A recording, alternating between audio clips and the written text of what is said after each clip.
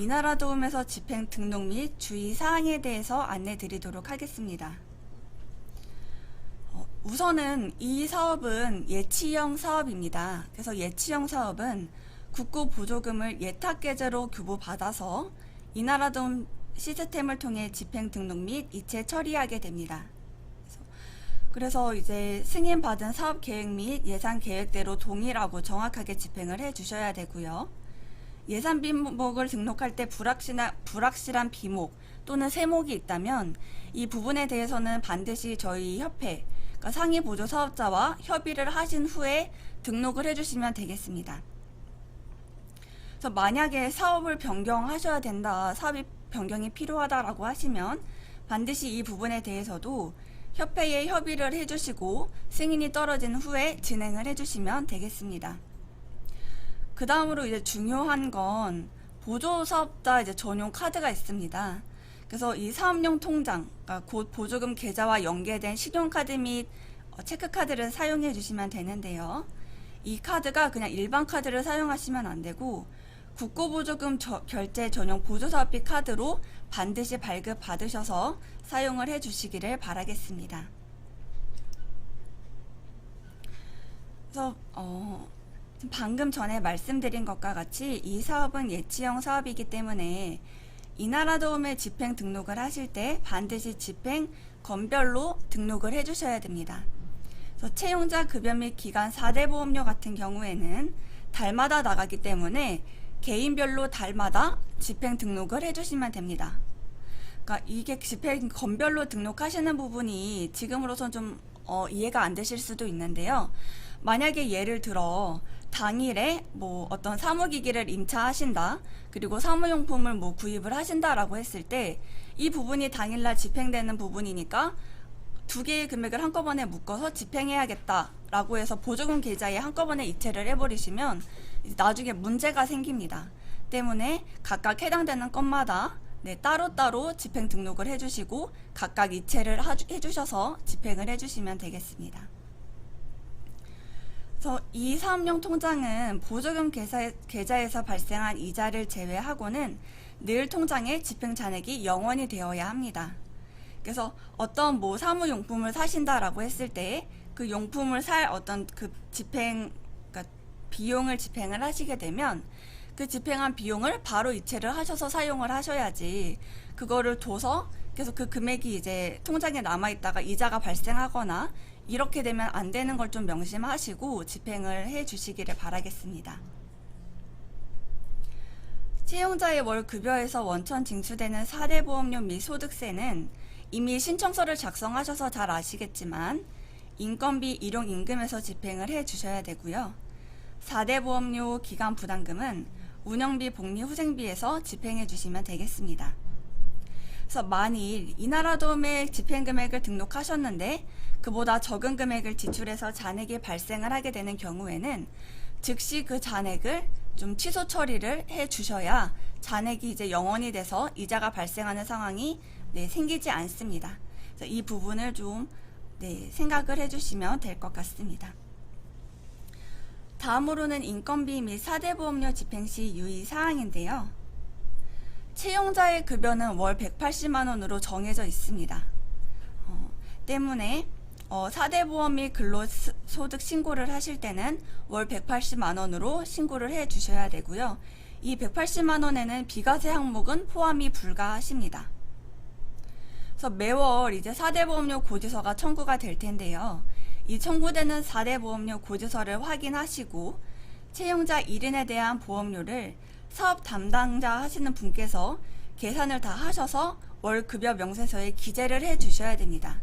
그래서 매월 이제 지급되는 이 급여에 대해서는 반드시 이 급여 명세서를 기재를 해 주셔야 되겠습니다.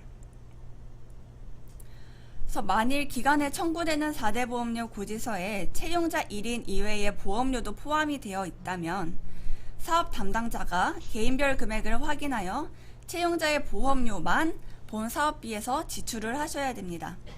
그래서 본 사업자 채용자 이외의 인원의 보험료가 이제 포함이 되어 있다면 그 부분은 이 사업비에서는 지출이 불가하시고요. 그런 부분들을 이 통장에서 이렇게 뭐 집행하시거나 하실 수도 없는 부분임을 좀 알아주셨으면 좋겠습니다. 그래서 본 사업 채용자 이외의 인원 보험료 입금 지출은 금지되어 있다는 것, 네, 알고 집행을 좀 해주시기를 부탁드리겠습니다. 그래서 급여 지급 및 원천세 및 4대 보험료 납부 방법에 대해서도 이제 잘 알고 집행을 해주셔야 되는 부분이 있는데요.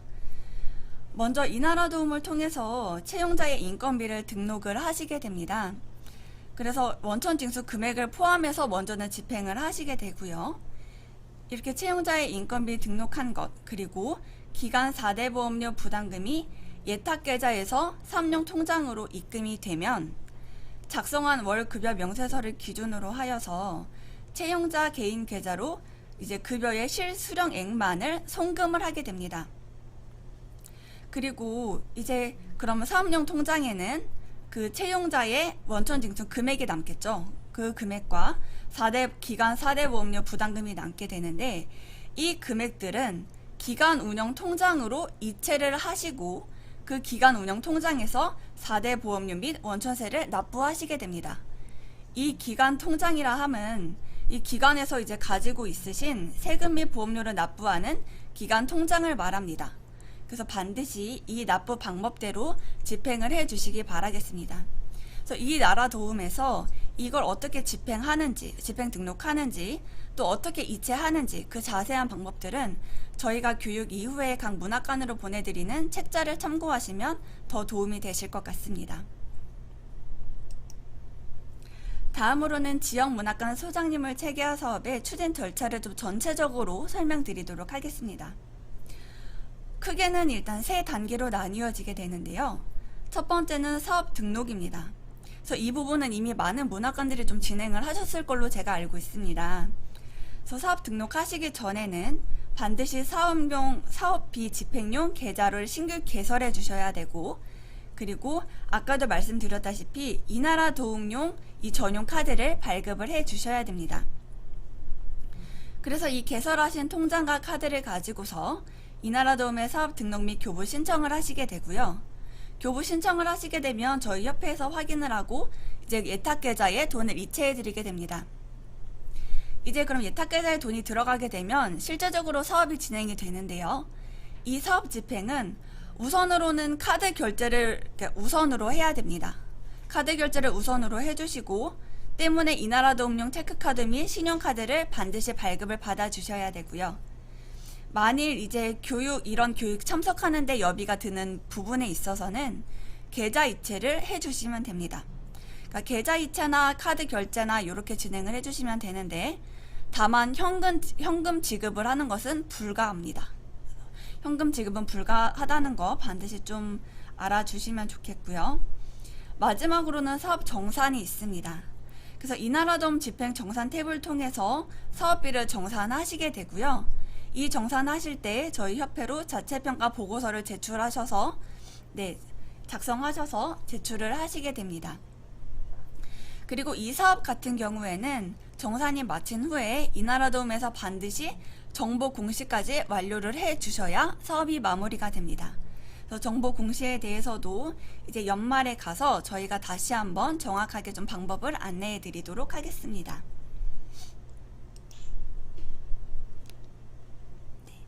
그래서 이나라도움 시스템 집행 및 정산에 대해서 좀 다시 한번 좀 정리를 해 드리자면요. 증빙은 이나라도움 전용 카드, 그리고 계좌 이체의 경우 전자세금 계산서, 전자계산서 이렇게 3개만 인정이 됩니다. 수기 계산서 인정되지 않습니다. 때문에 반드시 전자세금 계산서나 전자계산서가 발행되는 거래처와 좀 거래하시고 또 집행을 좀 진행해 주셨으면 좋겠습니다. 만일 집행하신 그 내역에 대해서 저희가 검토를 했을 때에 이 부분은 좀 불확실하다라고 이제 판단이 되면 그 부분에 대해서는 저희가 별도의 증빙 서류를 요청드릴 수도 있습니다. 그렇게 요청드린 서류에 대해서 나중에 좀 잘 보완을 해주시면 좋겠습니다.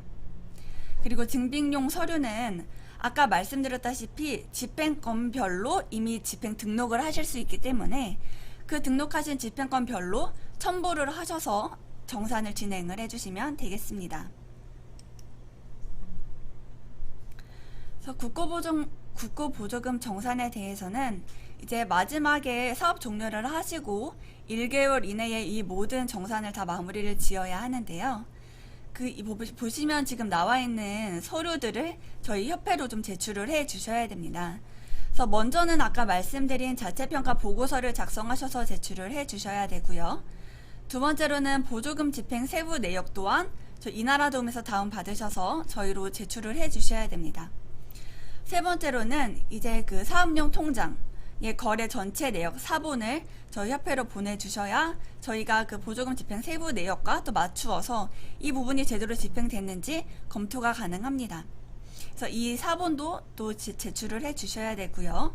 그리고 이 부분 인건비가 계속 매달 나가는 부분이 있기 때문에 이 부분 증빙용으로 원천징수 이행 상황 신고서도 좀 추가로 제출을 부탁드리겠습니다. 그래서 아까 말씀드렸던 것은 이제 이 연말에 이 사업 정산을 하실 때에 전체적으로 제출을 해 주셔야 되는 서류이고요. 월별 제출 서류도 또한 있습니다. 그래서 월별 제출 서류는 데이터베이스 구축 파일, 이걸 이제 매달 제출을 해 주셔야 됩니다. 그래서 이 부분은 이미 문학관에 이 기술하는 양식을 다 배포를 해 드렸고요. 두 번째로는 근무일지 및 출근부, 그리고 세 번째로는 채용자 급여 지급 내역을 이 세 가지 파일을 매달 저희 협회로 제출을 좀 해 주셔야 됩니다.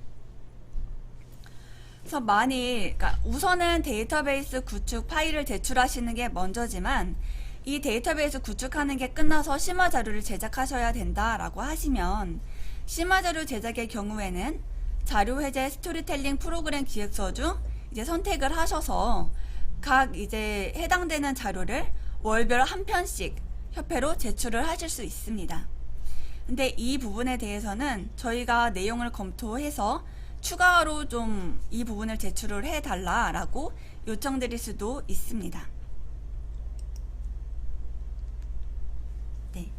그래서 이제 기타로는 이나라도움을 이제 처음 사용하시는 관들도 있을 겁니다. 그럼 처음 사용하시면 아무래도 좀 이제 어려움이 따르실 걸 충분히 예상을 하는데요. 그러면 이제 저희 협회로 연락을 주셔도 괜찮지만 일단은 이나라도움 상담센터 요 지금 보이시는 번호로 연락을 하셔도 큰 도움을 받으실 수 있고요. 그리고 이나라도움 매뉴얼이 있습니다. 그래서 이나라도움 접속 후 상단 우측의 매뉴얼 버튼을 클릭하면 이제 수시로 업데이트 되는 내용을 확인 가능하십니다.